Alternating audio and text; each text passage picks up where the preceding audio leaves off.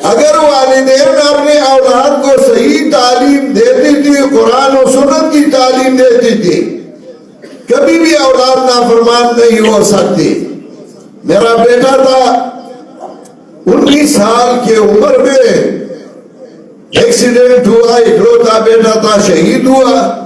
6 بیٹیاں تھی، اور ایسا بیٹا تھا کہ 12 سال کی عمر میں اس نے 2000 فٹ اوپر سے پہاڑی سے گلائڈر پہ چھلانگ لگایا تھا۔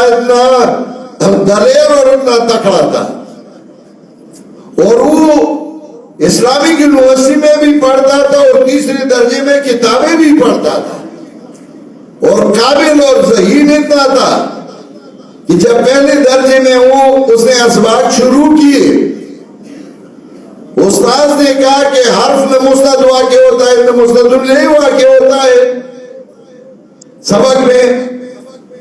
ایک دن وہ میرے ساتھ اسلام آباد گیا، ہم گاڑی میں بیٹھی تھی، وہ پیچھے میں آگے بیٹھا تھا، اسی میں خسرا آیا، سوال کر رہا تھا، تو میں نے اس کو کہا کہ معاف کر دو۔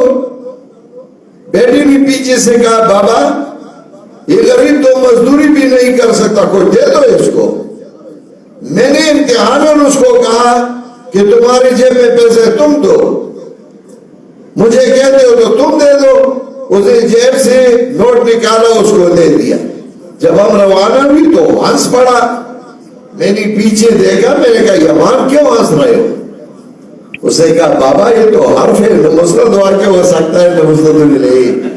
آپ یقین جانیں اسی بات میں اتنا خوش ہوا کہ اگر مجھے کوئی سونے کا پہاڑ دیتا تھا اتنا خوش نہ ہوتا جتنا اس کے بعد بھی خوش ہوا، کہ میں نے یہ سوچا کہ اپنا سبق لاگو کر سکتا ہے، اپنے سبق کو سمجھتا ہے۔ شہید ہوا، بڑا تابعدار بیٹھا تھا، لیکن مجھے کوئی اثر میرے اوپر وہ نہیں آیا جو عام لوگوں پہ آتا ہے۔ اسی وجہ سے کہ اس دکھ اور اس تکلیف میں مجھے جو احساس و خوشی اور مسرت محسوس ہوتی تھی اس کا اظہار میں نہیں کر سکتا۔ وہ ایک شاعر نے کہا ہے پی جائیام کی تلخی کو بیانس کے ناصر، پی جائیام کی تلخی کو بیانس کے ناصر، غم کو سہنے میں بھی قدرت نے مزہ رکھا ہے۔ مولانا طارق جمیل صاحب اللہ ان کو صبر جمیل عطا فرمائے، ان کا بیٹا فوت ہوا، رو رہا تھا اور بڑا افسردہ تھا، اور مجھے پتا ہے اس غم کا، جب بیٹا فوت ہو جائے انسان کا کیا حال ہوتا ہے۔ کچھ لوگوں نے اس پہ تنقید شروع کی، اگرچہ تنقید بجائے، لیکن پچھلے دنوں مجھے ایک مولانا صاحب ملے، میں نے ان کو کہا کہ یہ نہیں چاہیے تھا، اب نہیں چاہیے تھا۔ اسے کہا کیوں؟ میں نے کہا تمہیں اس غم کا پتہ نہیں ہے، اولاد کا غم، اولاد کی مصیبت اس کو پتہ لگتا ہے جس پہ آیا ہو۔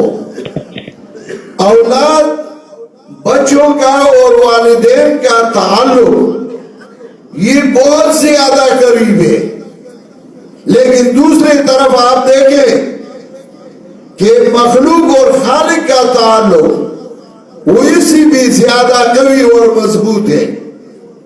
آپ دیکھیں بڑے بڑے لوگ جب ان کو اولاد کی مصیبت آئی تو ان کے ہوش و خواص اڑ گئے۔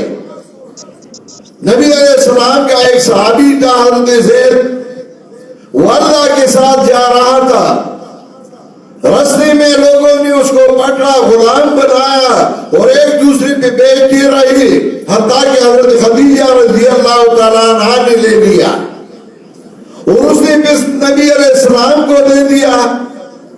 اس کے والدین سارے عرب میں گھوم پھرتی تھی، اپنے بیٹے کے بارے میں پوچھتی تھی کہ وہ کہاں ہوگا، اور علماء نے لکھا ہے بکیت علی زید ولم ادر ما فعل حی فیرجع متی دونہ الاجل۔ اس کا باپ اشعار پڑھتا تھا میں زید کے پیچھے روتا ہوں، کہ وہ زندہ ہوگا یا اس کو وہ مر چکا ہوگا. بقیت علی زید ولم ادر ما فعل حی فیرجع متى دونه الاجل فوالله ما ادری وانی لسائل اغالک بودی السال اغالک الجبل. میں تو ہمیشہ آپ کے بارے میں پوچھتا رہوں گا. تم ہموار میدان میں ہو یا کسی پہاڑی میں ہو. فَإِنْ حَبَّتِ الْأَرْيَاءُ حَيَّجْنَ ذِكْرَهُ فَيَعْتُونُ مَا حُزْنِي عَلَيْهِ وَيَا وَجَلْ. اگر ہوا آئی ایک طرف سے تو میں یہ سوچتا ہوں کہ شاید یہ ہوا میرے بچے پہ لگی ہوگی. فَيَعْتُونُ مَا حُزْنِي عَلَيْهِ وَيَا وَجَلْ. اور وہ اشعار پڑھتے تھے. نبی علیہ السلام کے پاس آئے, کسی نے ان کو بتایا کہ آپ کا بیٹا تو رسول اللہ صلی اللہ علیہ وسلم کے پاس ہے. جب وہ آئے بیٹے سے ملے, پھر عرب لوگوں کا ایک جرگہ لائے نبی علیہ السلام کے پاس.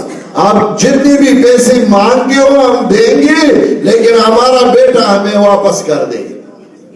نبی علیہ السلام نے ان کو کہا, فرمایا میں ایک پیسہ بھی نہیں لیتا, لیکن ایک شرط رکھتا ہوں, آپ کے بیٹے کو بلاتا ہوں, اگر آپ کے ساتھ جاتا ہے تو میں ایک پیسہ بھی نہیں لاتا, منع بھی نہیں کرتا.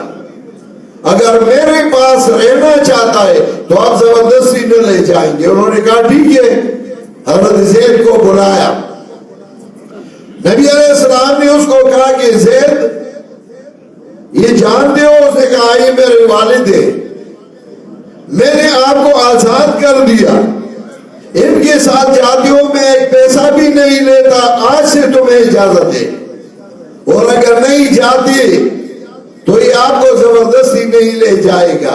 حضرت زید نے ایک چھوٹا سا تنکا اٹھایا اور فرمایا حضرت میں اس تنکے کے مطابق, اس تنکے کے مناسب چھوٹا سا فراق آپ کا برداشت نہیں کر سکتا, میں ان کے ساتھ نہیں جاتا اور میں آپ کے ساتھ رہوں گا.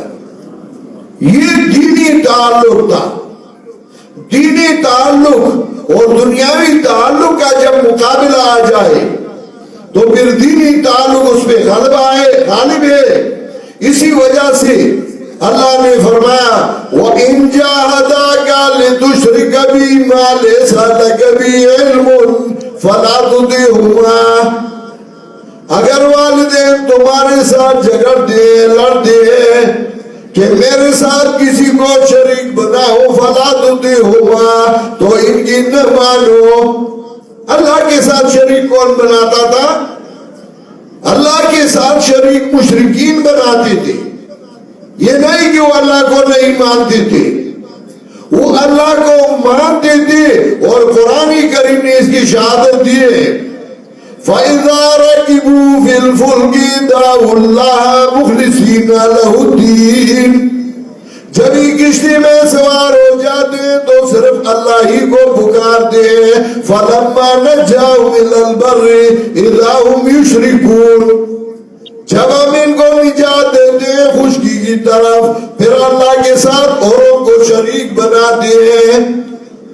جب ان کی کشتی گرداب میں پھنستی تھی اور ڈوبتی تھی, پھر اللہ کو پکارتی تھی. وہ کیا کہ کیسے مشرکین تھے. آج کل کی مشرکین کو دیکھو, یہ دریا میں بھی کشتی میں بھی کہتے ہیں میری کشتی پار لگا دو یا علی, میری کشتی پار لگا دو یا علی. وہ تو پھر بھی اللہ کو پکارتی تھی. ان کا عقیدہ یہ تھا. قرآن کریم میں اللہ نے فرمایا وَيَعْبُدُونَ مِن دُونِ اللَّهِ مَا لَا يَضُرُّهُمْ وَلَا يَنْفَعُهُمْ وَيَقُولُونَ هَؤُلَاءِ شُفَعَاؤُنَا عِندَ اللَّهِ.